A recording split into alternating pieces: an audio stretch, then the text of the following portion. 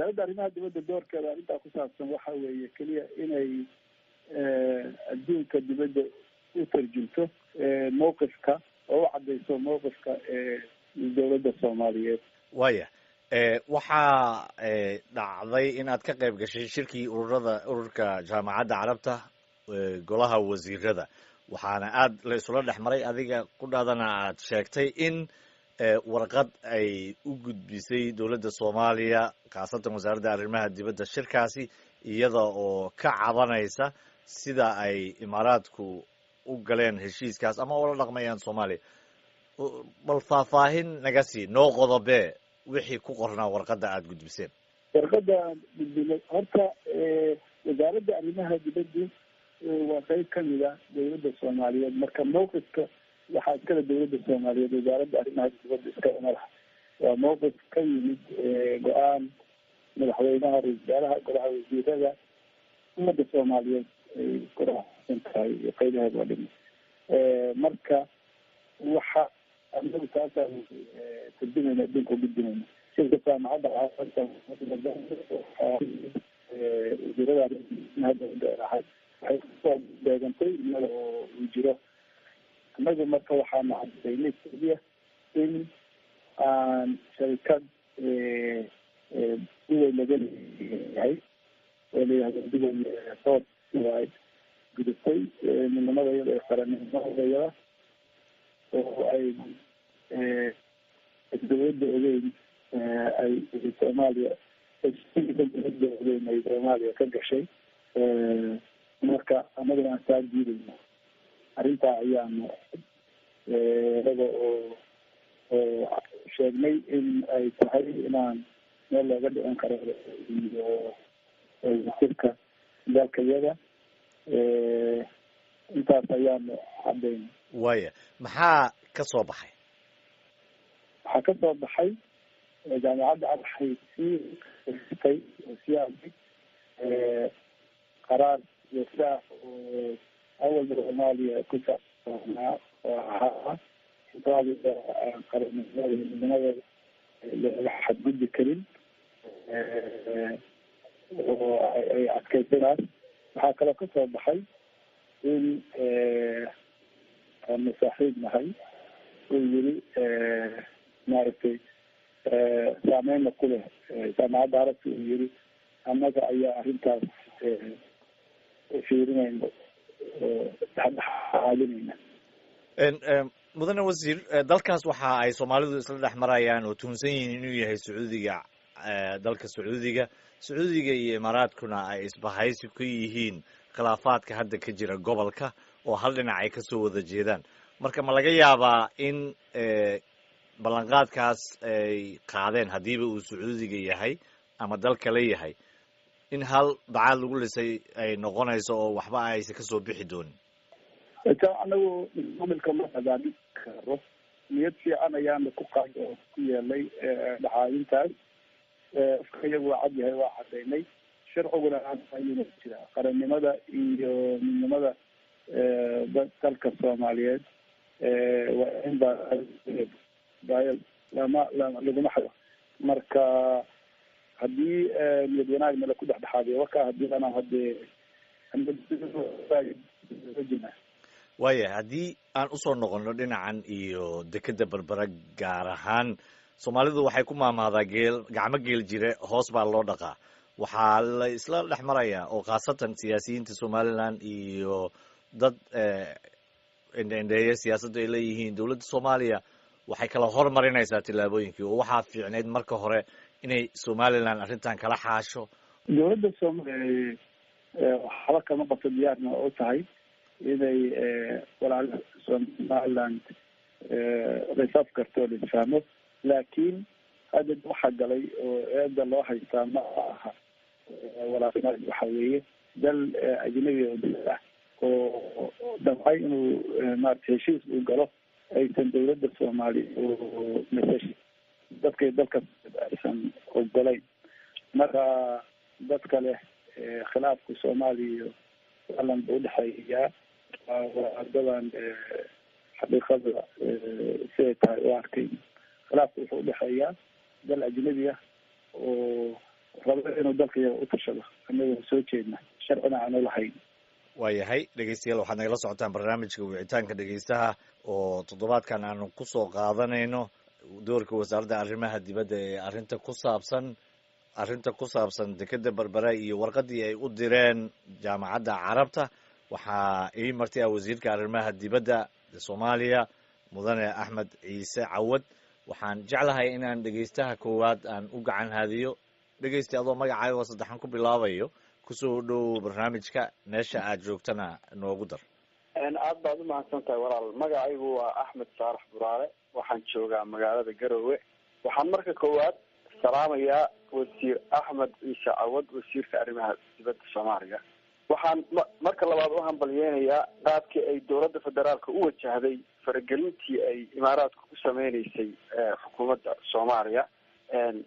waxaana weydiinayaa wasiirka hal su-aal oo ah, waxaa jira in dowladda federaalku ay la gashay heshiisyo iyada ah kaabay dhisida kaabayaasha dhaqaalaha dowladda turkiga iyo dowlado kale kaas oo ay ka fulinayso magaalada muqdisho ay dowladdu fadhido.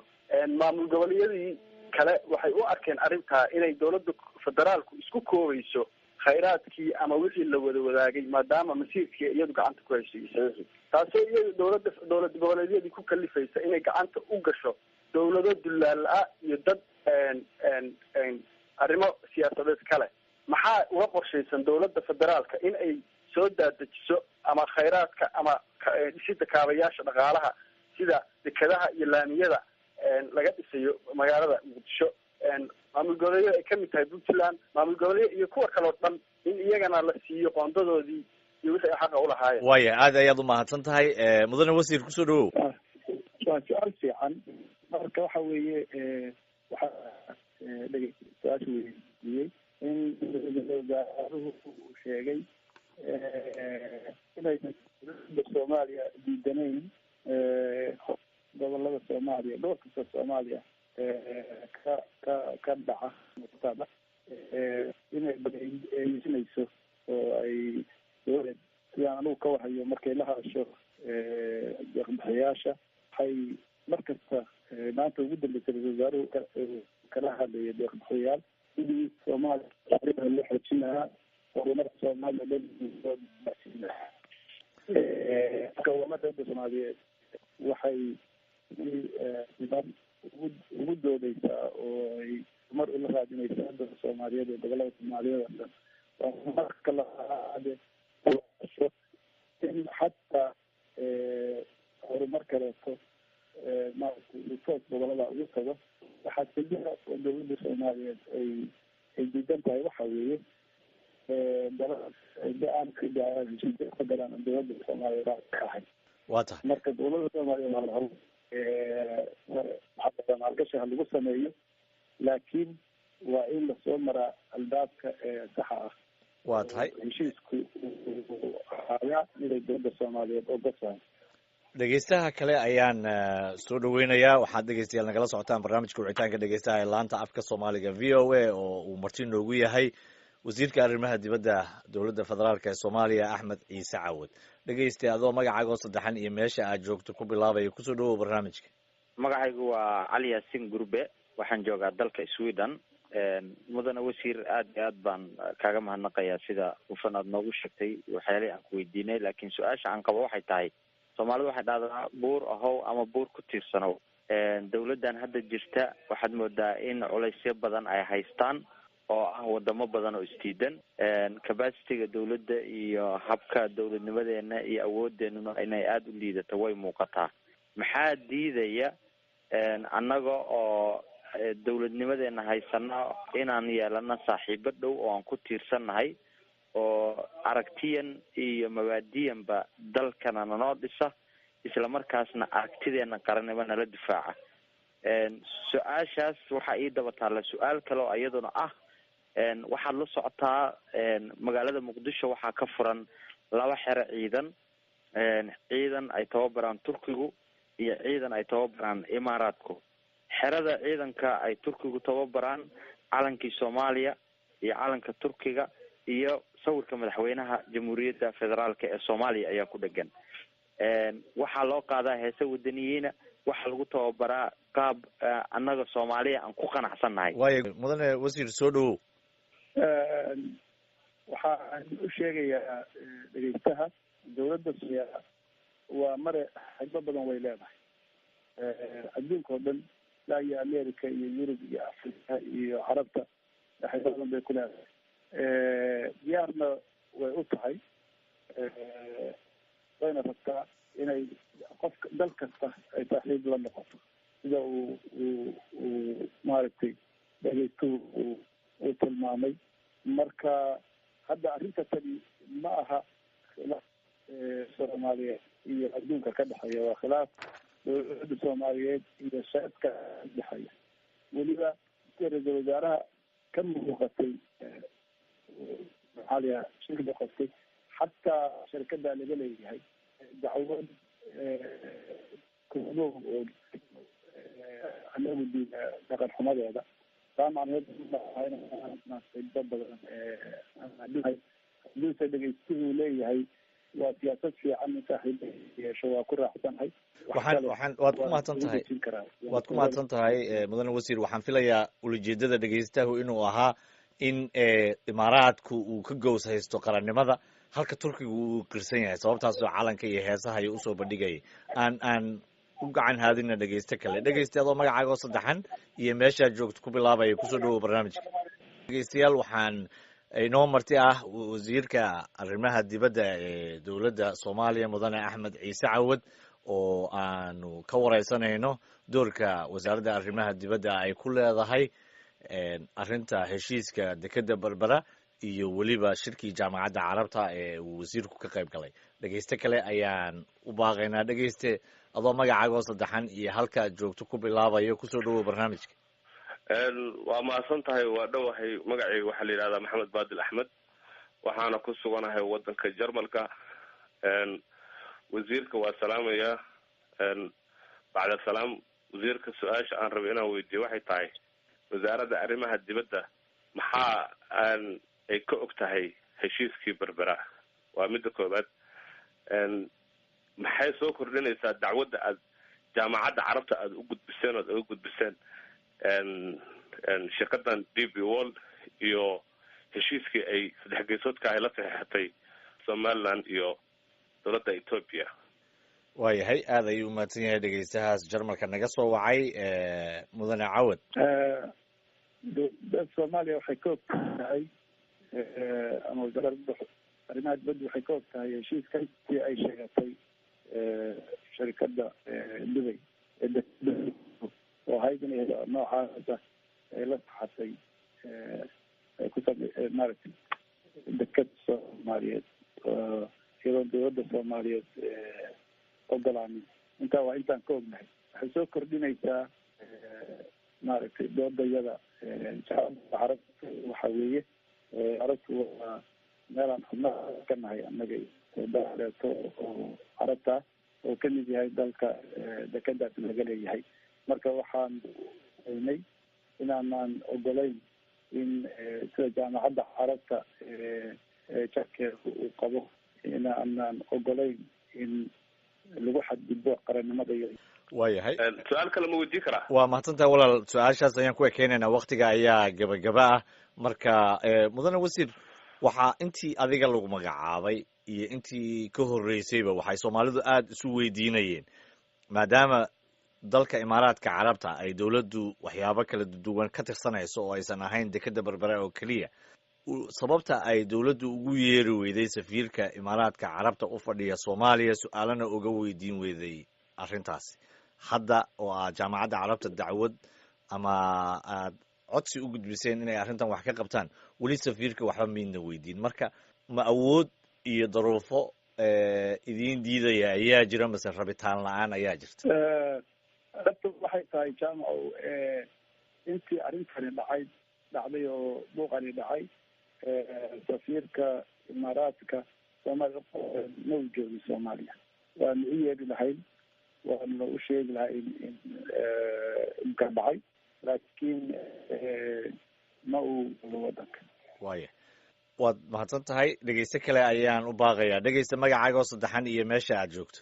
asalaamu calaykum waraxmatullahi wabarakaatu. magacay waa cabdiqaadir ibraahim idinka soo wacaya magaalada alqacyo. marka hore waxaan salaamayaa wasiirka muster cawad iyo bahda dugsiga jaamac abdulla jaamac. wasiirka waxaan weydiin lahaa dowladda soomaaliya waxay tahay inay cabasho u gudbisay jaamacadda carabta. waxaan ka warqabnaa jaamacadda carabta inay waxyaalo badan oo ay gudaheeda hataa ay ku fashilantay. marka wasiirka waxaan weydiin lahaa maxaa kasoo kordhaya haddii cabasho loo soo gudbiyo jaamacadda carabta? masalo ka mudnaan lahayd in meelo kaleeto la aado oo arrintan qadiyadan iyo xadgudubka lagu sameeyey madax banaanida ummadda soomaaliyeed wax looga qabto. qodobkaasaan weydiin lahaa wasiirka. waa tahay wasiir cawad. su-aashii ma maqalani. su-aasha ma mudnaan lahayd in meel kale lala aado intii jaamacadda carabta lala aadi lahaa siyaabo kalena wax looga qabta arrintan? waa sidiisa weya uga jawaaba taas. anaku jaamacadda carabta xubin baanu ka nahay. shirkoodii ayaana dhacay oo aan ka qeybgalaynay. meshi tii dhacay heshiiskaas anaan raalliga ka ahayn.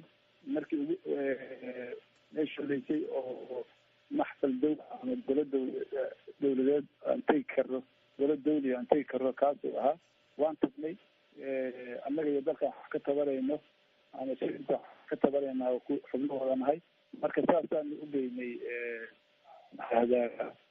arrinta waana ku faraxsannahay.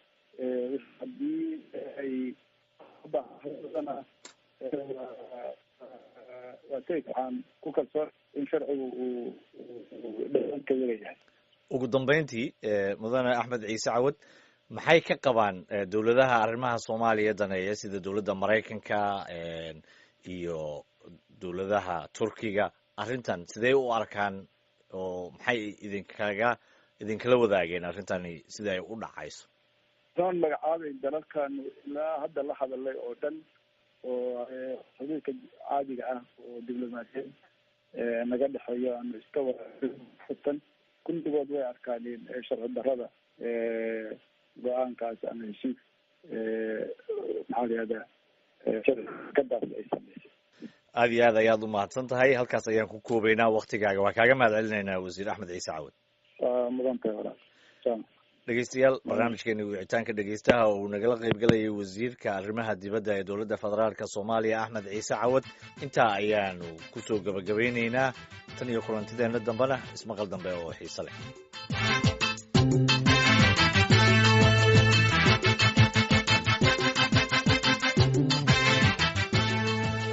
barnaamijkii wicitaanka dhegeystaaya jaamac buulla jaamac. dhegeystayaal aynu intaasi kaga soo gudubno. haddaba dhinaca kale waxaan waraysi la yeelanay wasiirka arrimaha dibadda ee somalilan sacad cali shire oo isagu dhinaca somalilan u saxiixay heshiiskaasi. wariyahayaga jaamac buulla jaamac ayaa ugu horreyn weydiiyey aragtidiisa ku aadan hadalka dowladda federaalka ee kasoo horjeeda heshiiskan. wallahi runtii in waddan aanu jaar nahay iyo dad aanu walaal nahay ay kasoo horjeestaan horumarkayaga annaka fajicisaa bay nagu noqotayba. mashruucan waa mashruuc harumar, shaqa abuurid, waa midaynu u baahan nahay. haddii inoo hirgalo insha allah bimilaalka inoo hirgeli doonaa. waa mashruuc u adeegaya geeska africa oo dhan, somaliland oo keliya maaha. u adeegi doonaa soomaaliya, ethoopia, uganda, wadamada haddii aan lahayn badda, south sudan, ilaa xitaa djibuuti. marka runtii waanu fahmi weynay sababta ay u carqaladaynayaan. markii ugu horreysay heshiis aanu galayna maba aha. heshiiskan laftigiisa heshiis cusubba maaha. 2016 baanu heshiiska la galnay d b well ilaa february 2017 d b well baaba gacanta ku haysay. laga soo bilaabo june ka hore dhowr jeer baanu saragnay maxaa dhahdaa qolada ethoobiyaanka. waanu kala seexanay heshiisyo oo iska ahaa dee public iska ahaa, macluum ahaa. marka isagoo historygaasi uu jiro, taariikhdaasi ay jirto, maanta waxaa mataqaanaa keenay runtii kasoo horjeedka waxa weye waa wax aanan fahmaynin oo runtii garan mataqana xaqna aanay ulahayn. somaliland xaq bay uleedahay ciday doonto inay heshiis qaran jira. tan xaqa waan u imaanaynaa, waadna noo sharaxi doontaa. laakiin maanta mar aan wax ka weydiiyey wasiirka arrimaha dibadda ee soomaaliya waxa ay uga soo horjeedaan, waxa uu ku celiyey hadalkii uu prime ministerkana horey u sheegay, isaguna horey u sheegay ee ahayd in aysan horumar ka soo horjeedin. somalilan horumarkeedana ay taageersan yihiin, laakiin aan la marin nidaamkii loogu talagalay. marka adoo dib u fiirinayo aqoonsi la-aanta somalilan ma kula saxan tahay taas inay gar u siinayso iyo in kale? maya gar u siin mayso, sharcigaanu raacnay. waxa weeye heshiiskani wuxuu ku fadhiyaa sharciga iyo dastuurka somaliland buu ku fadhiyaa. waxaana jirta dee taariikh hore oo wadamo badan baanu la galay heshiisyo iyo shirkadaba. wadanka maxaan idhahdaa imika Djibouti heshiisyaa naga dhexeeyey, xitaa Soomaaliya laftigeeda intii way hadalladu noo socdeen waxba yaabaanu ku heshiinaan wada sixinaan soo wada saaray. wax cusub maaha, waana wax sharci ku fadhiya weeye. haddii iyagu ay go-aankooda ku dabaqayaan sharciga federaalka, annagu dee sharciga federaalka qayb kamani qof walba woogi. waxaad tidhi in ay somalilan xaq u leedahay inay iyadu go-aansato ciday la heshiinayso iyo heshiisyada ay galayaan. waxaa la isweydiinayaa oo aan weydiiyey wasiirka arrimaha dibaddana, wadahadaladii somalilan iyo dowladda federaalka waxaa ku jiray oo aad horey isula meel dhigteen inaan warbaahinta la isaga jawaabin, oo hadallo colaad iyo dagaal iyo rabsho keenaya aan la sheegin, in aan wixii horumara la iska hor istaagin. gacmo gel jire hoos baa loo dhaqaabo warkiinu ahaa. maxaa diiday in aad sidii ku wadaan oo aad baryahan dambe hawada iskala hadashaan? horta runtii waxaa kaloo ku jira heshiisyadeedii inaan la siyaasadeynin wixii gargaaraya horumara. sax. wada qodobkaa way jebiyeen. runtii idaacadiisa soo taagaya arrinkan mataqaanaa ka hadalkiisana iyagaaba ku horreeyey. annaku marna hadal duraya maanan odhanin ka hor intaanay mataqana iyadii aanay qaadanin mowqif annaku aanu orno marka inuu gadare yahay. marka su-aashaas runtii iyagay deela taallaa. waxay u jebiyeen wixii aynu ku heshiinay ahaa amba anshaxa wada hadalka amba baha inaan la carqaladeynin horumarka.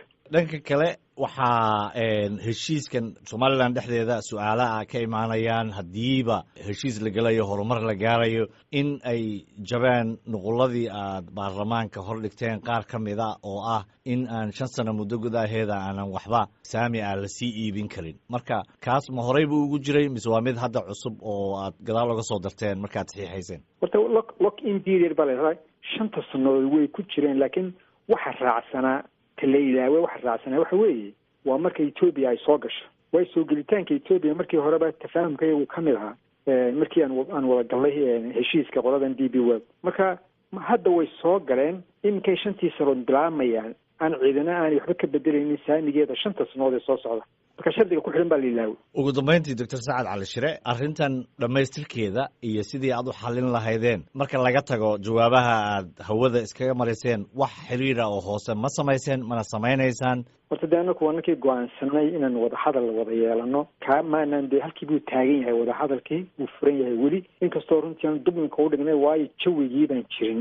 jawigii maxaa dhahay runtii lagu wada hadli lahaa ayaan jirin oo dee jawigii baa cakamay. imika haddii lasoo hor fadhiisto dee arrin wuxuu burburun buu ku dambaynayaa. marka horta waxa wanaagsan horta wixii lagu heshiiyey in dhinaca kale uu fuliyo oo ixtiraamo ayaa runtii wanaagsan. dawlad jawi markuu abuurmo markaas baan dee soo hor fadhiisanayna ka wada hadlaynaa arrimahan iyo dee wixii kalaba.